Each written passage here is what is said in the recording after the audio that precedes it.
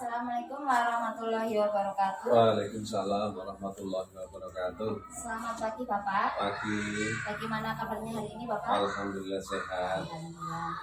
Sesuai dengan janji kita kemarin, kita akan melaksanakan wawancara tentang pengambilan keputusan berbasis nilai-nilai kebajikan. Namun sebelum acara wawancara ini kita mulai, saya mohon Bapak untuk memperkenalkan tentang diri Bapak terlebih dahulu. Terima kasih. Assalamualaikum warahmatullahi wabarakatuh. Saya Wagiman, Kepala SD Negeri Wajasari yang mengampung Saudara Sulistriani, calon guru penggerak dari SD Negeri Wajasari angkatan ke-6. Ya, terima kasih. Ya, terima kasih Bapak. Langsung saja nggih. Ya. Selama ini bagaimana Bapak dalam mengidentifikasi kasus-kasus yang merupakan dilema etika atau bujukan moral? Terima kasih. Saya memandangnya dari sudut pandang moral dan hukum. Apabila kasus tersebut melanggar hukum, maka tentu sudah ada benar dan salah, antara benar dan salah. Tetapi jika itu benar melawan benar, maka itu masalah terkait dengan etika. Oke, berarti kalau dilema etika itu benar melawan benar, dan bujukan moral itu sudah tentu benar melawan salah. Selanjutnya, selama ini bagaimana Bapak dalam menjalankan pengambilan keputusan di sekolah Bapak, terutama untuk kasus-kasus di mana ada dua kepentingan yang sama-sama benar atau sama-sama mengandung nilai kebajikan? Selama dalam pengambilan keputusan, saya terlebih dahulu melihat identifikasi dari kasus mana, apakah itu dari sudut pandang mana, apakah itu dari moralnya atau hukumnya, tetapi juga mempertimbangkan mana yang paling benar agar keputusan yang kami ambil tidak merugikan pihak lain. Seperti itu. Jadi apabila ada masalah diidentifikasi terlebih dahulu, baru nanti diputuskan itu bagaimana cara kita menyelesaikannya. Yang selanjutnya, langkah-langkah atau prosedur apa saja yang biasa Bapak lakukan selama ini? Ya. Langkah yang saya ambil adalah dalam menyelesaikan suatu masalah, yaitu kita melihat dulu siapa yang terlibat di dalam masalah itu. Terus menanyakan ke orang-orang yang terdekat di sekitarnya, dan baru berdiskusi untuk menentukan bagaimana menyelesaikan masalah itu, sehingga dengan pertimbangan dari sudut mana kita harus selesaikan nanti masalah itu, seperti itu. Untuk pengambilan solusinya seperti itu. Jadi sebelum menyelesaikan suatu masalah ada langkah-langkahnya nih Pak, tidak langsung diputuskan secara langsung. Hal-hal apa saja yang selama ini Bapak anggap efektif dalam pengambilan keputusan pada kasus-kasus dilema etika? Ya, terima kasih. Hal-hal yang perlu kami pertimbangkan adalah sebelumnya kami melakukan analisis masalah dulu. Setelah kami analisis masalah itu, kemudian menentukan bagaimana penyelesaian masalahnya. Dan kita selalu mengedepankan kepentingan umum daripada kepentingan pribadi, maksudnya bahwa solusi tersebut bermanfaat bagi orang, baik secara jangka panjang maupun jangka pendeknya secara umum, seperti itu. Jadi pertama kali itu melakukan analisis masalahnya, lalu menentukan solusi terbaik. Solusi itu juga disesuaikan dengan norma serta aturan yang berlaku. Yang terpenting adalah mengedepankan kepentingan orang banyak. Orang banyak. Ya. Iya. Yang selanjutnya, hal-hal apa saja yang selama ini merupakan tantangan dalam pengambilan keputusan pada kasus-kasus dilema etika. Ya. Tantangan dalam pengambilan keputusan adalah mencari keputusan yang terbaik, karena keduanya sama-sama benar, yang harus memilih mana yang sebaiknya didahulukan. Atasan harus terlibat secara langsung dalam pengambilan keputusan, dan adanya peraturan yang harus dipenuhi, sehingga tak kalah pentingnya juga nilai yang harus diutamakan dalam pengambilan keputusan tersebut. Nilai rasa maksudnya.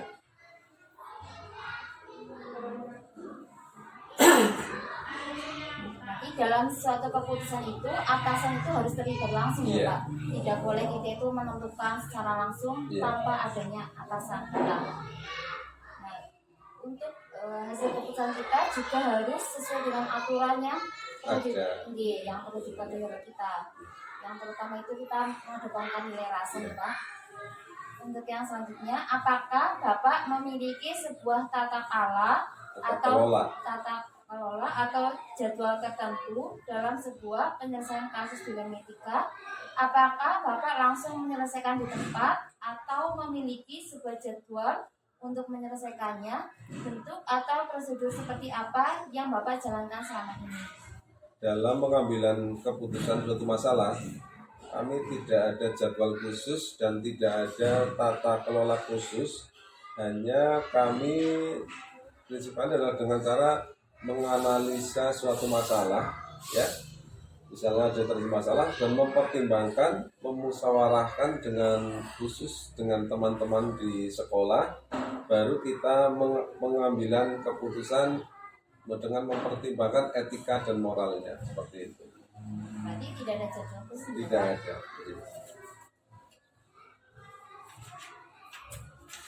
Adakah seseorang atau faktor-faktor apa yang selama ini mempermudah atau membantu Bapak dalam mengambil keputusan dalam kasus-kasus dilema etika?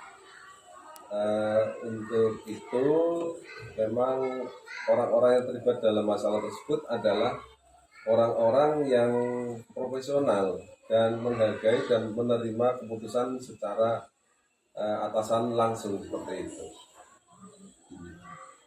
Berarti kalau sudah ada keputusan, terutama keputusan dari atasan langsung itu harus kita taati bersama, Pak. Itu ada sebuah keputusan yang harus diterima dengan lapang dada, artinya semua pihak bisa menerima, seperti itu.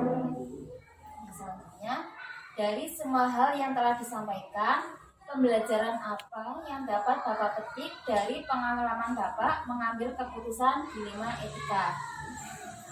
Pembelajaran yang bisa kami ambil dari kasus dilema etika adalah sebelum mengambil sebuah keputusan, terlebih dahulu kita harus menganalisa masalahnya apa, baru kita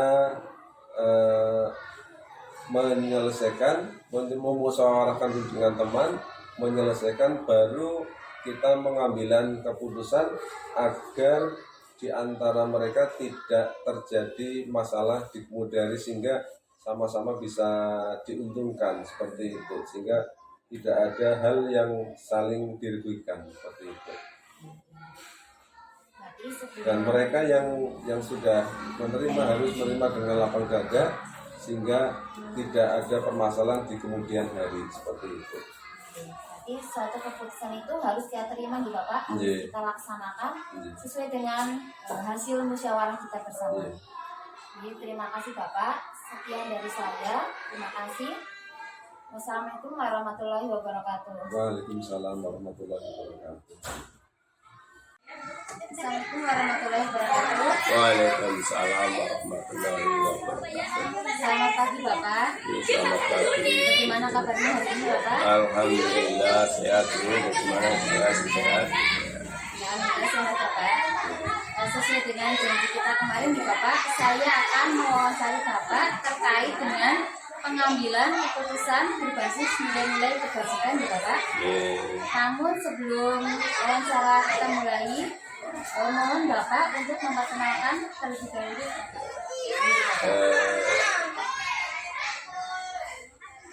Terima kasih atas waktunya untuk saya memperkenalkan diri.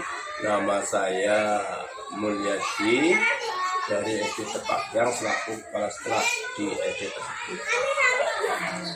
Demikian perkenalan saya, mungkin cukup itu aja. Cukup Bapak, terima kasih Bapak. Ya, selama ini bagaimana Bapak dalam mengidentifikasi kasus-kasus yang merupakan dilema etika atau rujukan moral?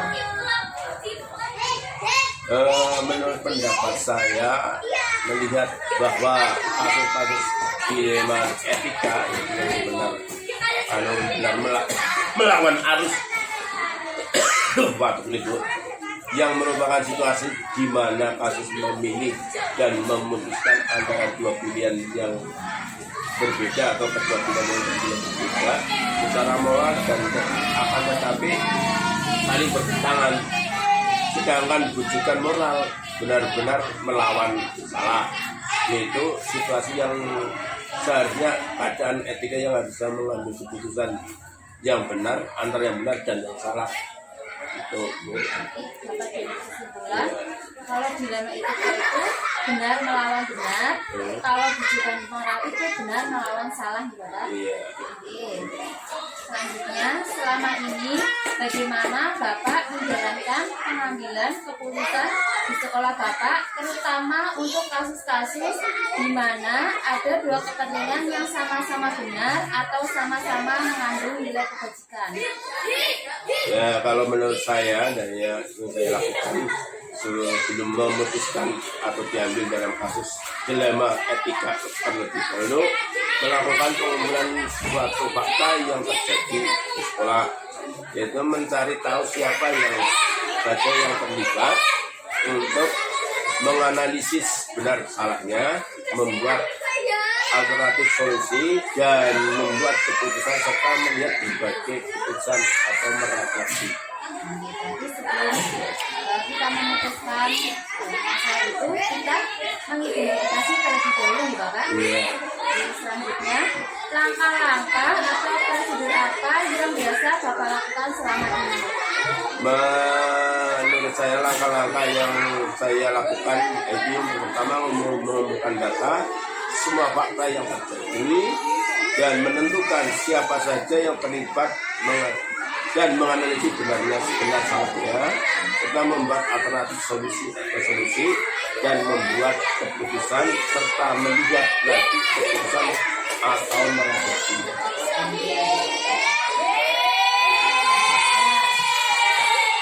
Hal-hal apa saja yang selama ini Bapak anggap efektif dalam pengambilan keputusan pada kasus-kasus dilema etika? Hal yang efektif dalam mengambil keputusan menurut saya itu kasus dilema etika adalah cara menelaah jiwa, menelaah siapa saja yang terlibat, sifatnya mendesak atau tidaknya kasus tersebut dalam dilema etika tersebut, serta mengambil alternatif solusi yang untuk penyelesaiannya. Selanjutnya, hal-hal apa saja yang selama ini merupakan tantangan dalam pengambilan keputusan pada kasus-kasus dilema etika? Tantangan yang dalam pengambilan keputusan dalam kasus dilema etika yaitu adalah masalah tersebut mempunyai nilai yang sama-sama penting, akan tetapi harus ada yang didahulukan. Atasan harus ada yang terlibat secara langsung, serta harus adanya peraturan yang dipenuhi. Tidak kalah penting ada nilai yang harus diutamakan, yaitu nilai rasa.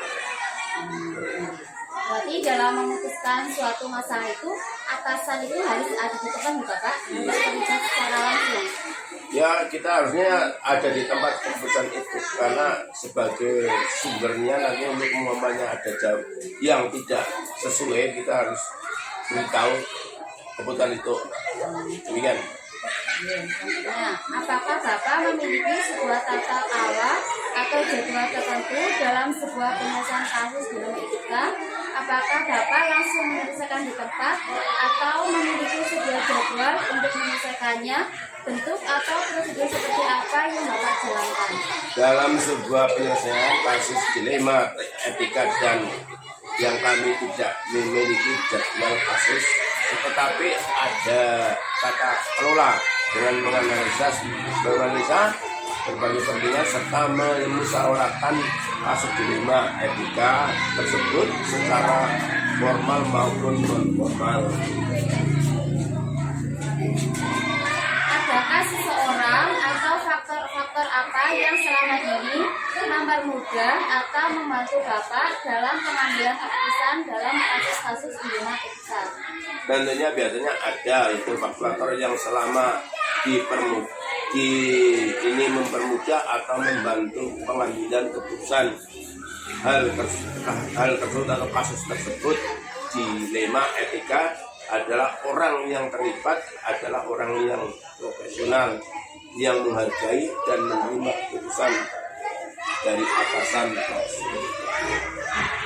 Dari semua hal yang telah disampaikan, pembelajaran apa yang dapat Bapak petik dari pengalaman Bapak dalam mengambil keputusan dilema etika?